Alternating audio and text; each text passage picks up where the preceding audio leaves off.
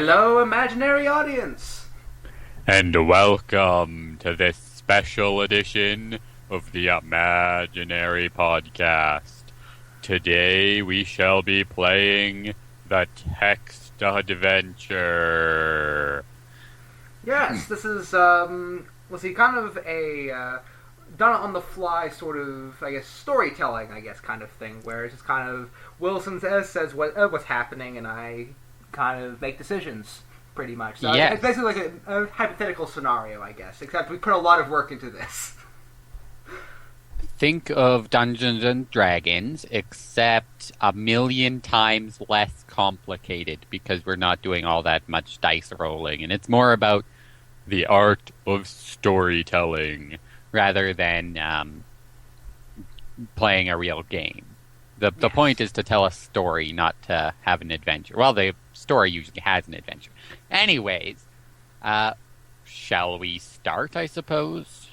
Let us start. Okay, do we want to Okay. have some sort of intro to what this world is about, or what my history is, something like that? I do have a blarg. I think we did. Yeah, I do remember you saying you did have a blarg. So I have a blarg. I suppose I could read this off. Actually, some of this is probably changed. I should have kept this up to date. Damn you, past me, and your procrastination. So I guess I'm making one up. oh dear. Okay. Hey, hold on, I forgot your character's name. Quality content. Theodore Poplar, yes. All right. A young boy of the age of 14 named Theodore Poplar. You live in a small town, which I hadn't actually named yet, but we can skip over that part. Theodore Poplar. You're son of Chuck Poplar and Rose Poplar. Your father is the community organizer, and your mother runs a small pottery company of sorts. She makes and sells pottery, as well as she does manage the general store in town. Oh, and today is a big day. You've been looking forward to it for a very long time. For today is the job fair, where all the Arthans gather around and sign up for job training. Yes, I know that sounds super exciting, but trust me, your character is thrilled about this because you've been Yes. waiting for it for the last 10 years. The jobs are very important to the Arden. A job is very important to the Arthan society. It's like part of becoming a man. It is, yes. It's very important to them. Anyway, I guess let's get straight into this. I guess. So. All right. I Am I wake still up. going to be typing things? I will, yeah. All right. I thought I was going to be the one that was keeping track of everything. But, Yeah, you'll type everything. I'll just speak it. Yeah. All right, back into that actual narrator voice. Hello. Yeah. You awake in your tiny one-bed room to an early morning sound. Excitement teems in your belly, for you know today is important. Hmm. All right. What wish you to do? I wish to wake up and take a brief look around my surroundings, make sure that I am indeed in my bedroom and not in Hold on. an evil Ed? pond that I was dreaming about. Yeah, I have it in there already. Yeah. Yeah. Okay. Just a brief interruption. Happens from time to time. Yes, that does happen when you live with humans. Yes. So- Sorry. Okay. So I wake up, take a brief look around the room to make sure that I am indeed in my bedroom and not in a pond that is drowning me. Nope. You are most indeedly in your bedroom. You see a map on the wall. This map, you recognize it as the one your grandfather painted for you. Okay. It is a map of the town. It's a little out of date. There's some houses and some roads on it that aren't on the map yet. But it acts as a good representation of the town. Okay. Alright, I guess I get up and start walking towards where I guess I think my parents would be. Where Your that mother be? would probably be in the kitchen preparing breakfast. I'm gonna help my mother prepare breakfast. All right. Well, I guess I probably enter the room first. But yeah. Well, first, do you wish to get dressed first? Oh, let's see, what am I wearing? You are wearing your nightgown. Okay. I would like to get dressed fabric first. with buttons on the front. So I guess I Okay, look into so my wardrobe. You gaze into your wardrobe. You see many outfits. Do you wish to get dressed in your regular attire, or do you want to dress your best for this day of most importance?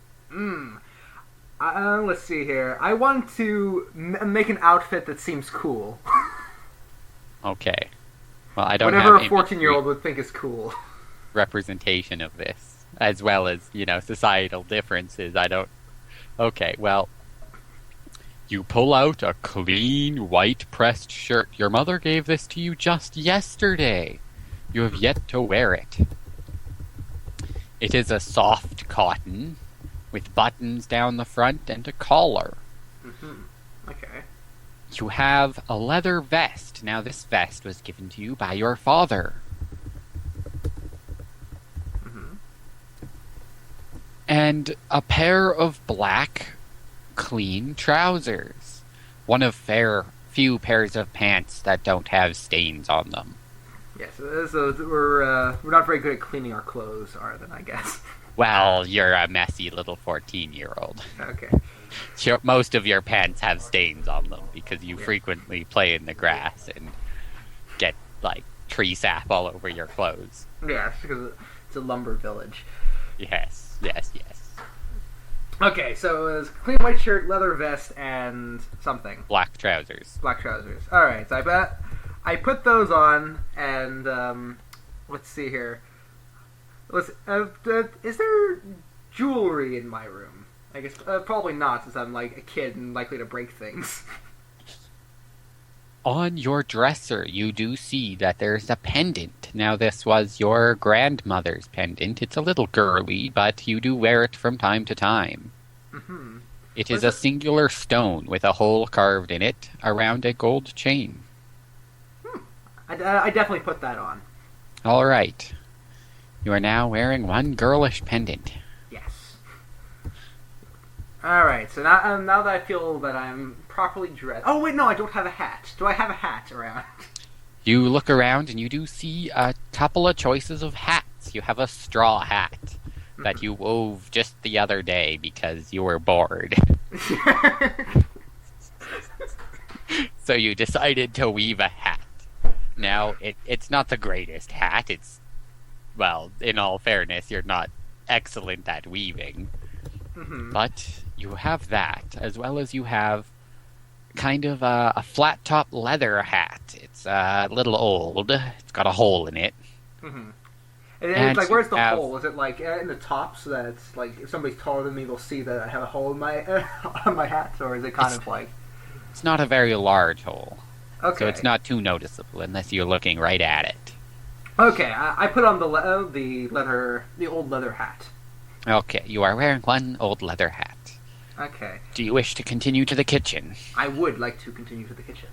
All right. You leave your bedroom. You walk down the hall. It's not a long walk, but you make it to the kitchen. You enter through the dining room and you look into the kitchen, which is an open concept. Yeah. You see your mother is preparing breakfast. She's frying some ham and she's got some pancakes on the go. Your mother is... Do you want me to describe her, I suppose? I would love you to describe my mother. All right, I shall describe your mother. Your mother is, she's tall, but short in comparison to you. She's tall for her kind. Yeah, this She is a very has fair- high-ceiling house. Yes, it is. Well, because Ardens are giant in comparison to the other races. Yes. Well, actually, no, they're shorter than Angelic. Anyways, your mother. Yeah. Your mother, she's comes to about chest height on you, but this is tall for her. Mhm. And she has kind of a orangish colored hair and fair skin covered with freckles. So it was actually very, let's see, much lighter colored than me then. Oh, yes. I'm very dark skinned. Yes, you are. You get this trait from your father. Alright, so... Your mother is currently wearing a blue, shimmery dress. She got this from her parents when she was just old enough to start wearing such a thing. And now that she fits it into her slightly older age, she wears it. Your parents met... This is a little backstory for you. Yes. Your parents met when your grandfather was first setting up some trade routes with the then newly discovered race of angelic. I think it was She archaic, was- wasn't it? Or was it actually angelic? It was archaic. Yes, sorry. Yeah. Too many A's. Yes, This is going to be a problem on a regular basis. So archaic are kind of these like wizardy dudes, kind of. Yes, they are wizardy. In comparison to humans, they are the most human. Yes. And Okay. your mother is one of them. She is an archaic. Oh, is she? Okay. You So that would are explain a her mixed breed. very pale skin. She is a darker for the archaic, but she has light ginger hair Okay, so with fair skin. Your hi, parents. Mom. Good morning, dearie. Do you need some help making pancakes? Nah, they're just about ready. If you have a seat, I'll bring some to you. Okay, I take a seat. You sit down in your usual spot at the large table that sits 8. hmm And you see that there's already a fair bit of food on the table. There's some fruit baskets and some bread and butter and some homemade jam. Your mother makes a great jam.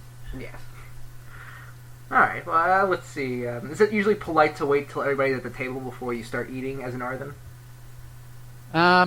Usual, if it's normal rested on ceremony, but... Mhm. Oh, don't mind. You can dig in whenever you're ready. Your father's already gone off to help with preparations for the ceremony today. Thanks. Fair. So let's see. I guess I shovel a little bit of everything into my mouth. Kind of She brings you a plate of pancakes and sets them in front of you with, there's a fair slab of ham on it as well. It's what would be considered a ham steak. yeah. If you've ever seen one of those hams, it's literally a giant circle. It would take up the entirety of a human plate. Okay. Your small mother has a bit of a tricky time carrying this large load plate. Is with it already on the ham. table, or is she still kind of getting it over to the table? She sets it down in front of you right now, so it's in front. I'm just describing the plate. Okay. I was like thinking like, don't want my mother to collapse while bringing me a plate of ham. No, she's got it. She's gotten practice. It's a large ovular plate. It's pottery. You believe it to be made by your mother. It's a very, very nice plate. Seems to be hand-spun clay on a pottery wheel of your father's making. All right. Well, as I'm kind of shoveling food into my mouth, I then kind of slow down for a second so that I can bring up a conversation topic, and I say, let's see, job fair today, huh? Why, yes, I bet you're pretty excited. Yeah. Let's see. What stalls did you go to when you went to the job fair? Oh, well, as you know, I didn't grow up in this area. Oh, right. I live sorry. in the archaic capital. Do they not have job fairs there? No, our society worked a little different back then. Okay. Do you remember what my dad chose when he went to the job fair? Well, it was a very long time ago, and they didn't have as big of a variety back then. He trained mainly in, woodworking. Okay. So, I guess I gotta kind of go back to just shoveling food into my mouth until I'm quite full. Yeah. And then your mother walks back over to you and pulls a fair-sized piece of paper that's rolled up into a little scroll. It's got a little red ribbon tied around it. And she hands you this paper and says, "Why, your father had these printed this morning." Oh. So am I finished eating at this point, pretty much, or am I kind of still shoveling stuff into my gob? You're still shoveling things into your gob at a pretty fast rate, but... Okay, let's see here. I limit myself to one hand, and I grab the note from my mother. Okay. You take the note in one hand as you continue to shovel food fiercely into your gob. "Slow down there, son. You're going to get a tummy ache." Let's see. I say... God, you've always been the same. She goes back to the kitchen and grabs a big picture of juice and another plate of pancakes. Yeah. Okay, so I try and uncurl the note while still eating, I guess. Okay, it's very difficult. With your right hand, fork in hand still, you're shoveling food into your mouth. You have half the ham steak hanging out of your gob as you're vastly chewing on it. And your left hand is kind of flailing, trying to untie the little ribbon. And your mother comes up and says, "I'll just help you with that." And she pulls the little ribbon, and it just unties, and the note unfurls. Okay. I think at this point, I am sort of slowing down. Like, okay, maybe this is a bit much. So She pours you a big glass of juice. Open it up with two hands. Okay. So you unfurl the note and notice that it's a heavy textile paper, and on it you see a map of the fairgrounds. You recognize it because you did help your father set up some of the stalls and stuff over the past couple of weeks. Okay. And on this piece of paper is plenty of job fair related nonsense. Yes, there's lots of job fair related nonsense. You see it on the paper. On the bottom it says the numbers 1 through 25.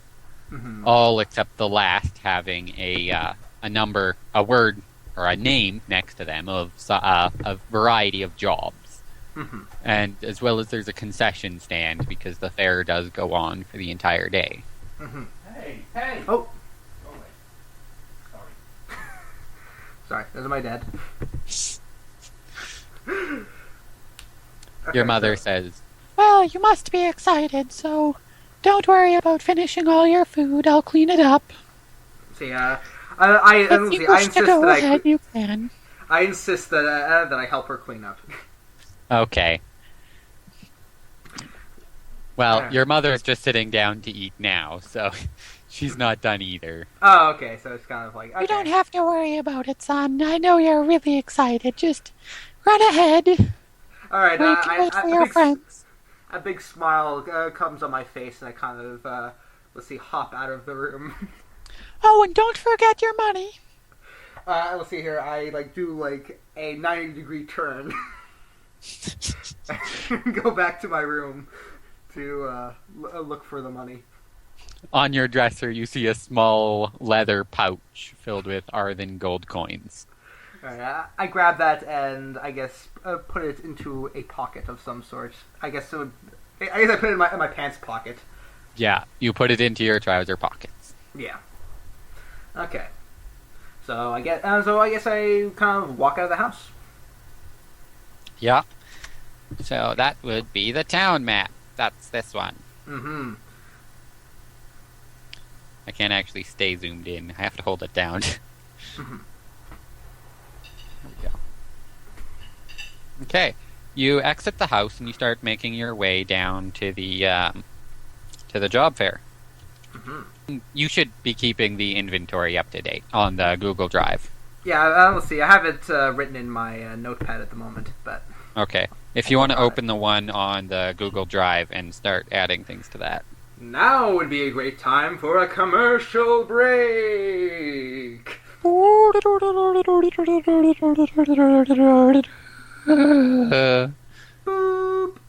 Boop. Hello, introducing Unforgettable Berry Blast. It's unforgettable until you do. Let's talk with some satisfied customers. Sir, what did you think of Unforgettable Berry Blast? What now? Unforgettable Berry Blast. You're holding it in your hand right now. What's a hand? Well, see, like, you have, like, several fingers attached to it, and they grasp things, usually. There's something on my arm. Back to you, Brett. Yes, those were some top quality products from our imaginary sponsors. Yes. That's what makes the podcast go round. Anyway, Yep. I think I was just on getting out of the house and about to do something interesting. Yes. You leave the front door, immediately realizing you're not wearing any shoes and socks. So, what is my first instinct once I realize this? Well, you look at your feet for a second, and you're like, I should probably put on some shoes and socks. All right, Your shoes are beside the door, but your socks, well, they're back in your room. Okay, so I go ahead and take care of that. I also kind of rack my brain to think of I've forgotten something else that I always bring with me before I leave the house. Well, you don't have your bag. You Okay. frequently carry around a little messenger satchel. Okay, so I'd probably grab that too. Yeah. In it, there's a book. It's one of your school books. Do you wish to take this out? One of my school books? Yeah, I'll take just kind of a brief look at the school book and see if I forgot about some homework that I was supposed to do. No, you're not expected to do any homework. You've just finished your classes, so you've completed your basic Arthen schooling. Mm-hmm. I guess And maybe now- I'll let's see, admire some of my previous work then, for a brief moment. Well, you look back at your last year's book, and it's a small leather-bound book with white pages, and in it you have seen all the notes you've written over the year, and some math practice, and some doodles. You drew a lot on the corners of your pages, as a lot of kids do. Mm-hmm. And you see one page glows a little bit because you were trying to imbue it with power. And obviously I was successful. You were successful. This one page has a protection spell on it. It's a okay. very minor one. It prevents the stains and it keeps it a little cleaner. But if I tried to stab it or something, it'd probably still punch a hole through it. Yes, anything stronger than grape juice will penetrate the spell. Mm-hmm. I guess I smile a little bit at my glowing page, and then and I guess I could maybe take a look at maybe an old doodle that I did a while ago, and then I close the book. Okay, the doodle was of a dog sitting under a tree. Mm-hmm. Okay. The tree looks pretty good, but the dog is frankly kind of pathetic. Yeah. But this was makes from sense. the beginning of the year, so you've gotten better since then at Alright. drawing. So in total, the satchel had the school book and Some miscellaneous papers and yeah, so some basically pencils. school supplies, pretty much. Yeah. Okay, so I guess I grabbed that. As well as a let's see. compass. As well as a compass. Okay. There's a compass in there. So I suppose you take out all of your school supplies and leave the compass in there. Do you wish to bring a spare pair of socks or anything? Let's see here. I will bring a spare pair of socks. Okay, you tuck your backup socks in there. Alright, and Throw the bag over your shoulder and head back to the front door, saying goodbye to your mother one last time. Mm-hmm. Have a nice day, dearie. Thank you. Be sure to eat a lunch. Don't get too carried away with all the fun you're gonna have. Oh, don't worry. I will not forget to eat lunch. so I turn my back and leave. Okay, you make it to the front door, you put on your shoes, and you head outside. Yes. All right. Outside, you see First Street. Now, you live on First Street. It's named so because it was literally the first street that ran through town. It is a primary trade route, and it's a quiet day, but it's still pretty early morning. The sun is just on the horizon. It's just starting to peek over. You've always been a bit of an early bird, so you're awake before most of the town on a regular basis. Mm-hmm. So have I gotten there's still a lot of time before the actual thing happens. The actual fair doesn't start for another 3 hours, but okay. You know that the people will be setting up, and a lot of it will be ready early. Mm-hmm. All right, I guess for people such as maybe I'll actually. Where does my dad usually work? Your dad today will be at the fair setting up some of the booths and organizing some of the things because it's a very large event, and being community organizer, it's a good chunk of his job to make sure that such events go smoothly. Mm-hmm. Could you bring up the map again? Oh, I've realized I'm not sharing screen. Sorry. Yeah. I have it up, I just didn't Yeah. share screen. So I was trying to think, what am I going to do now? Okay, it'd be helpful to actually have some visual feedback. Okay. The cursor is where you are right now. Looking down the street, both to your right and left, you see a few wagons going by and a couple of big steam-powered street cars, but it's pretty normal stuff. But you do see that there's a bit more traffic than usual, and most of it's heading down to the fair. You see that the clothing shop just across the street is already open. They must be open just in case some people coming into town for the fair want to come and buy some clothes. Okay, so we have a clothing shop and a lot of residential houses, probably. That's what we see. Well, this is the main street. A lot of this stuff is shops. This is where all the shops are. And your house is kind of the general store. It was started by your great-grandfather, and he built the good chunk of the building. There's been a few additions and some changes made to the house since then, but your house is one of the nicest in town because you do come from a wealthier family. Okay, let's see here. I think I will. Let's see here. Go. I guess I can't see very far, can I? It's kind of. Well, to your left is the job fair. It's across the bridge. Yeah. And a little ways down. You usually walk much further than that in a day. Mm-hmm. But you do know that it'll take you about a half an hour to walk there. Oh, I guess I probably should kind of start making my way over there, even if I'm not going there right now, because, yeah, I'll get kind of closer to the area, maybe not go exactly to the job fair. I'll cross the bridge. Okay. Well, you're crossing the bridge, and you stop to admire the river, because it is very pretty in the early sunset, and the sun makes the river glisten and shine in its beauty. It's a very clean river. The bridge is a large mostly wooden bridge with stone supports. It's got a lot of pass space underneath it because the town reaches a lot of river-based trade. For the river is very wide and deep at the center, and there are some fairly large boats that go through here on a regular basis, as well as they often float the trees down here for the old wood mill. Mm-hmm. Okay, so let's see. So I guess I'm just kind of admiring. You're admiring the river right now, and you're kind of taking your time. Yeah, I'm leisurely looking strolling at the river. And as you're gazing out to the river, you see this small spot where you and your friend frequently sat during your schooling. He was your best friend in school. His name was Frank. Mm-hmm. And you and Frank sat by the Theodore river. and Frank would often sit by this.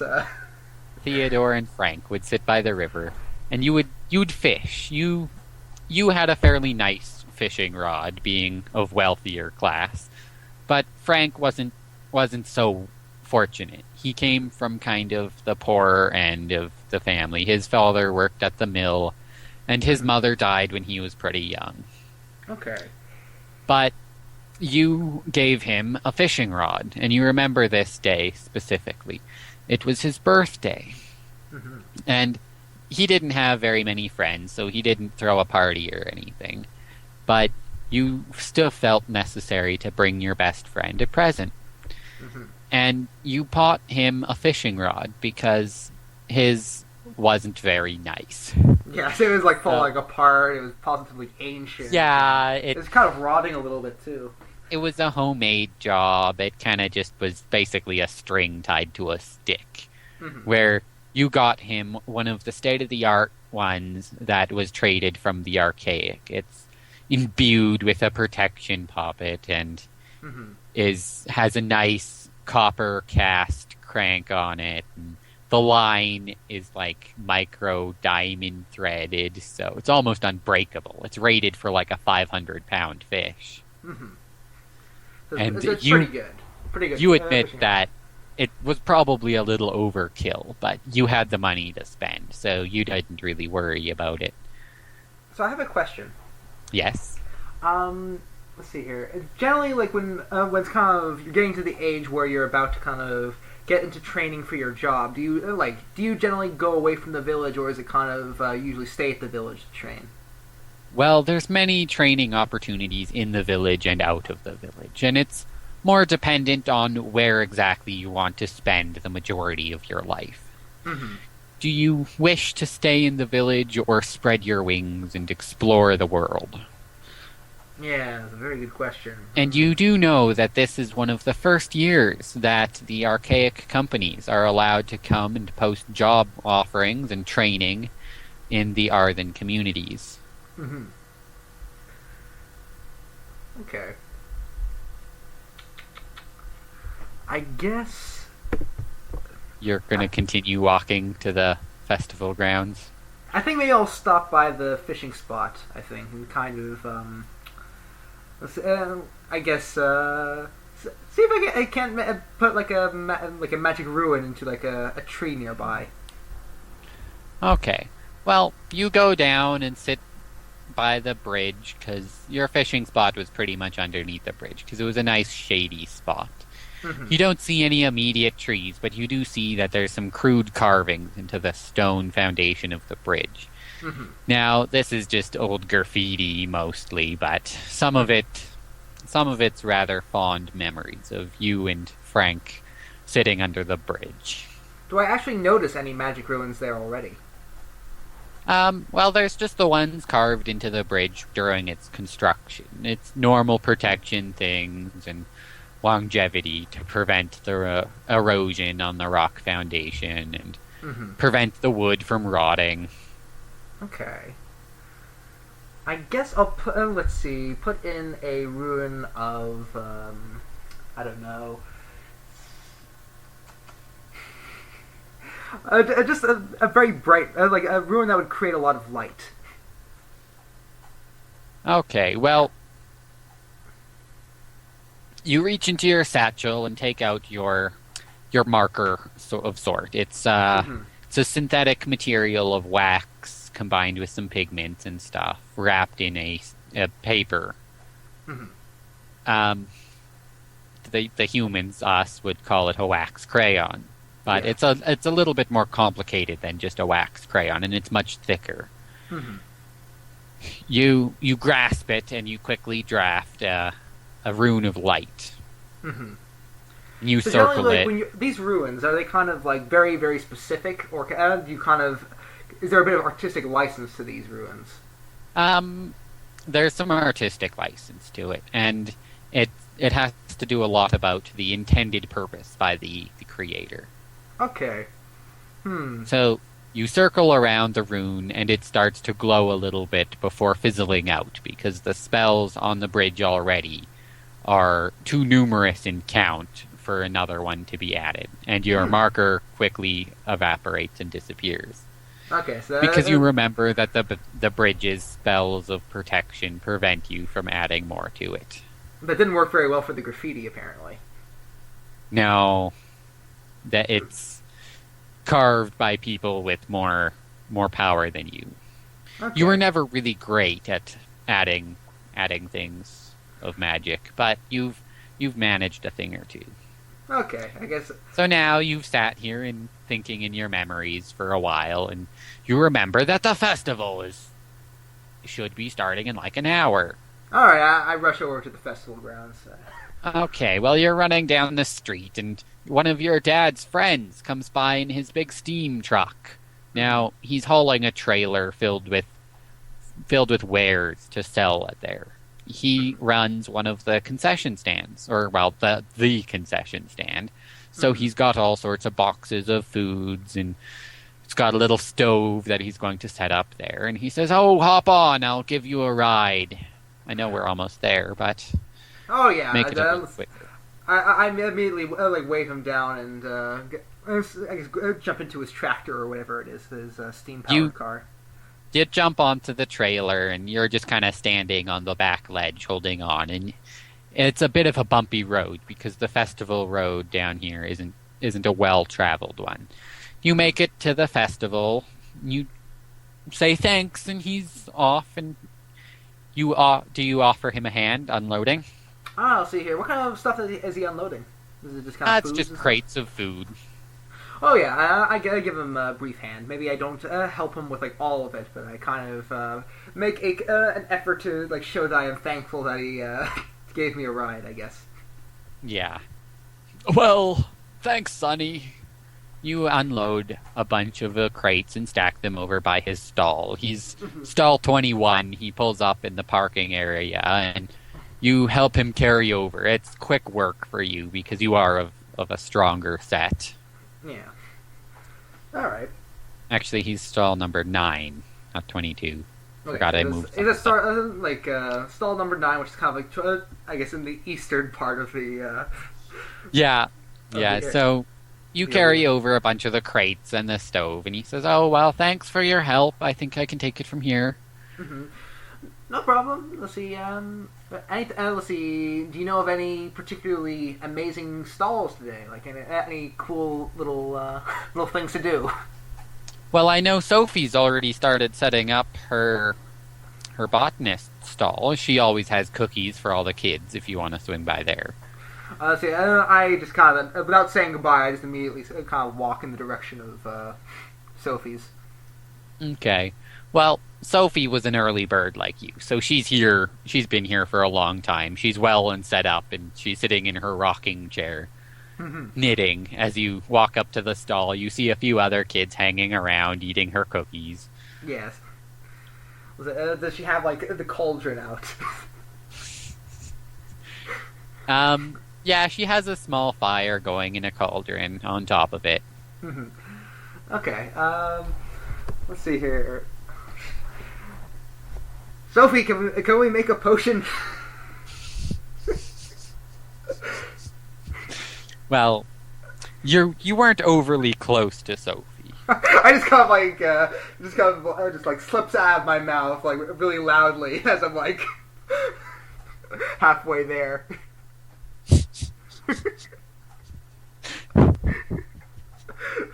For the audience to know this information, in the last text adventure we did, there was an old lady named Sophie that was pretty crucial to the story. Yeah.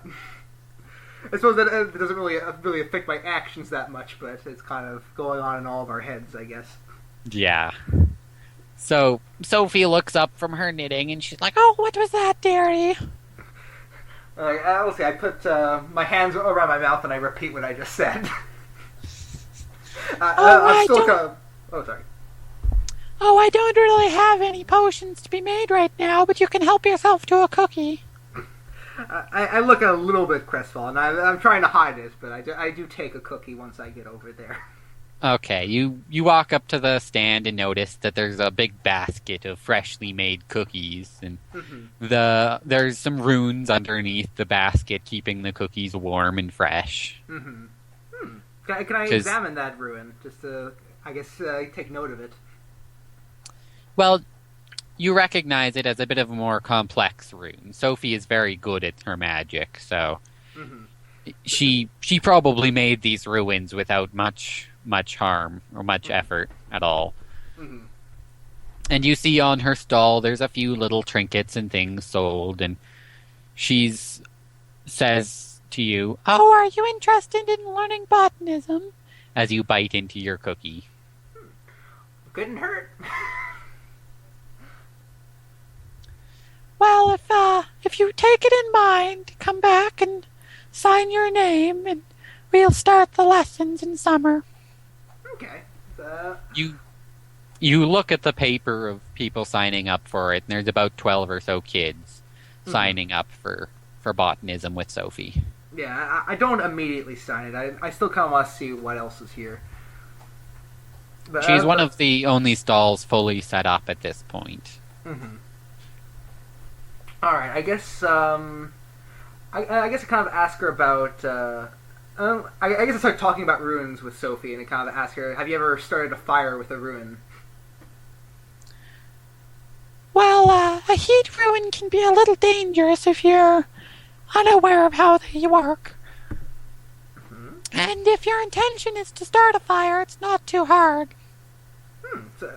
So it's more hard to not start a fire than to start a fire, is what you're saying. Well, if you're intending to start a fire, it's quite easy. Okay. Let's see here. Let's see. I guess I ask her where did she kind of like. I guess it's like try out this this ruin she's using to keep the cookies warm. Like if she had to like do it in a very special place to stop from making an actual fire, or if this is if you actually do have to be intentionally creating a fire for like it to burst into flames. You pretty much intentionally have to be making a fire. She's Okay. Well, when you get to my age, I've been making runes since I was younger than you. You kind of get a hand of preventing certain things. Okay. Nice to see you again, Sophie.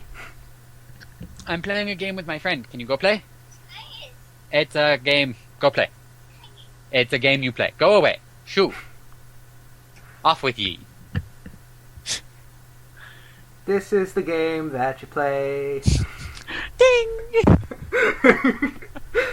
Okay, so this is like the only thing that's open right now, right? The only stall. Well, you see your dad Mm-hmm. helping out the land caravan people. They've Okay. got a whole pen set up behind their area of sheep. Mm-hmm. I have a sheep pen there. Okay, And- so I'll go ahead and walk up to my dad and try and sneak up on him and try and surprise him. Your father quickly notices you because you're not very stealthy. So it's not. Yeah, okay. And your That's father right. has a pretty good perception, so I could never he quite sneak detects up you on my quite father. quickly. And he's currently got one sheep under each arm, and he's easily carrying them around because these two tried to escape. Yeah. Because in comparison to him, the sheep are quite small. Your father is a large, heavier set man. Hey, Dad. Oh, good morning, son. I'm glad you arrived to the fair. Do you need my help? No, I'm quite well. And he easily steps over the short fence to keep Yeah. in Just like a down giant. the sheep he was carrying. Is he actually very big for an Arden? He is tall for an Arden. He stands about 9 foot tall. Yeah. He put basketball players to shame. Well, an Arden on average is like 8.5. So Yeah. your father is a bit over 9 feet. Okay, so let's see here. Let's see here. I guess I stopped by. I guess I kind of walk by my father and go talk to the what was it travelers or whatever again? They're The land caravan. the land caravans. Yeah. Shipping by land. So do you see anything interesting on the roads generally, or is it kind of pretty peaceful? You walk up to the short, archaic man. He's very pale with gray hair, and his son is next to him. Well, this is a family-run business. We've been doing this since I was a lad. My father started it. Would you like to try your hand at wrangling a sheep?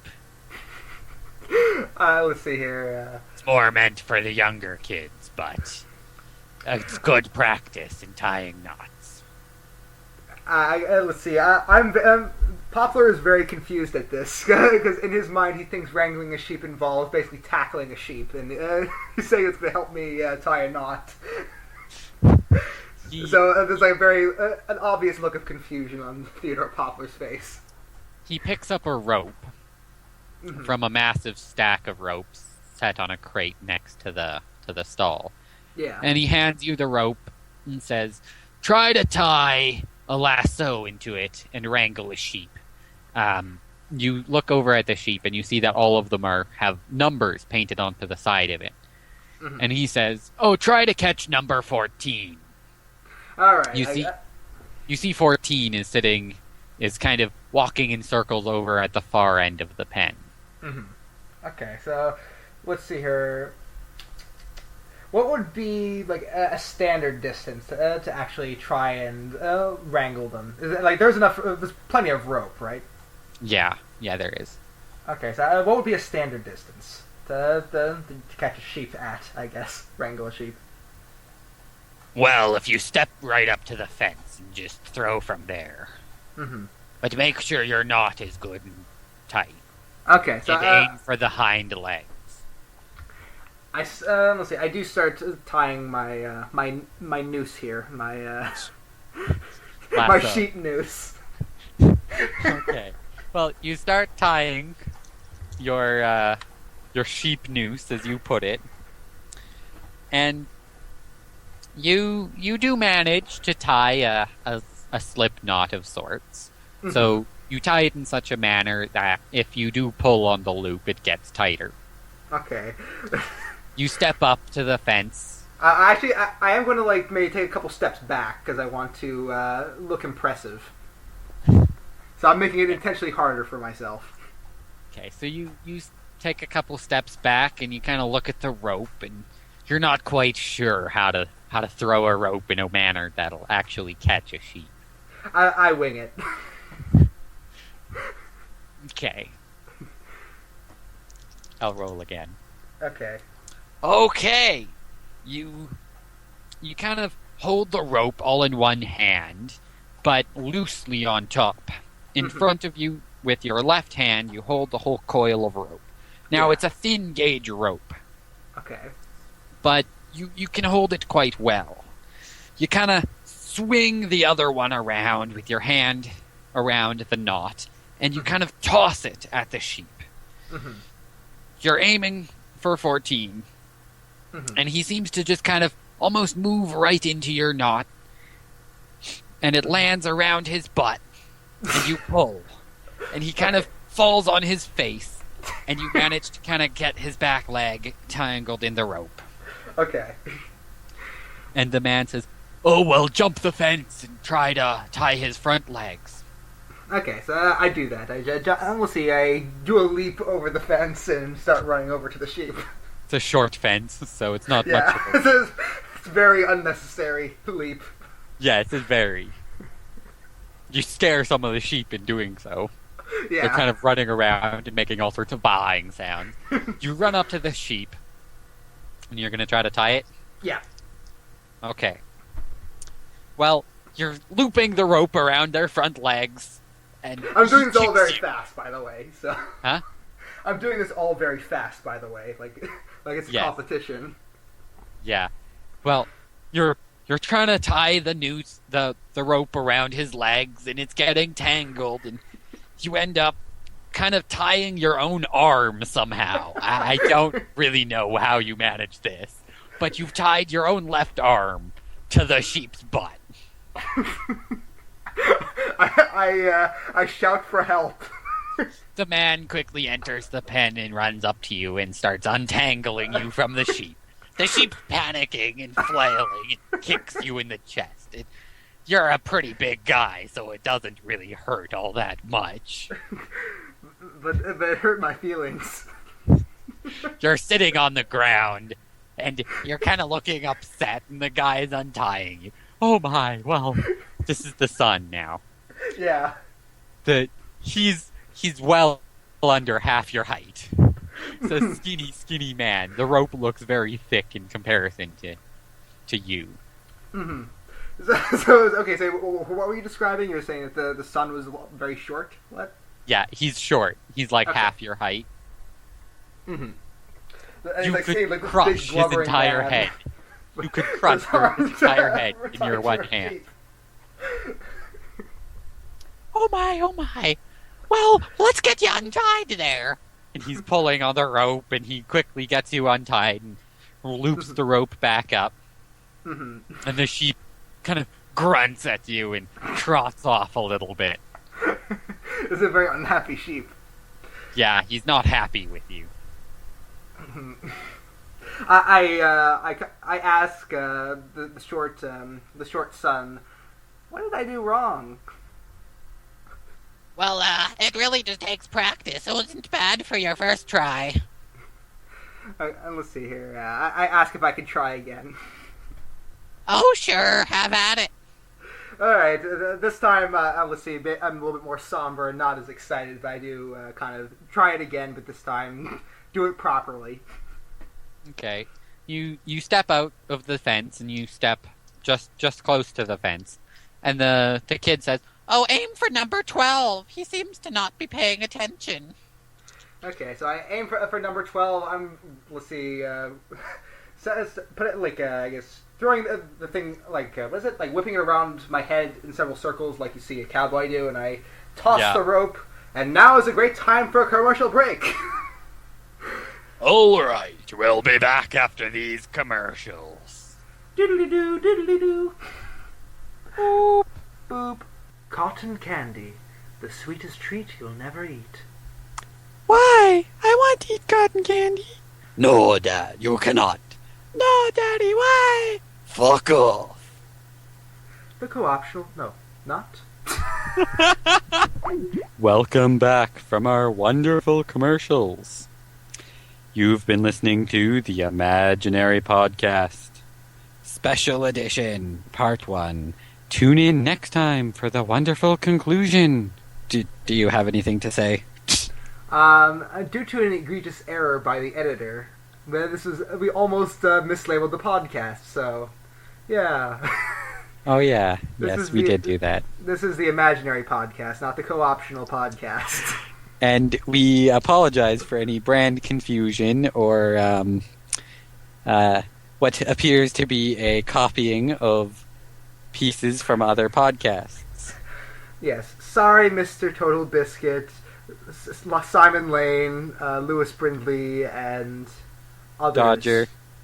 Dodger, what's her face? And Jesse Cox. Yeah. And other podcasts are available. Yes. We're sorry about all of that. Anyway, farewell. We hope you've enjoyed this first episode of the podcast. The Imaginary Podcast. Special edition. Anyway. Text Adventure. Yes, Text Adventure. Yeah. Yes, Anyway. yes, that is what it is called.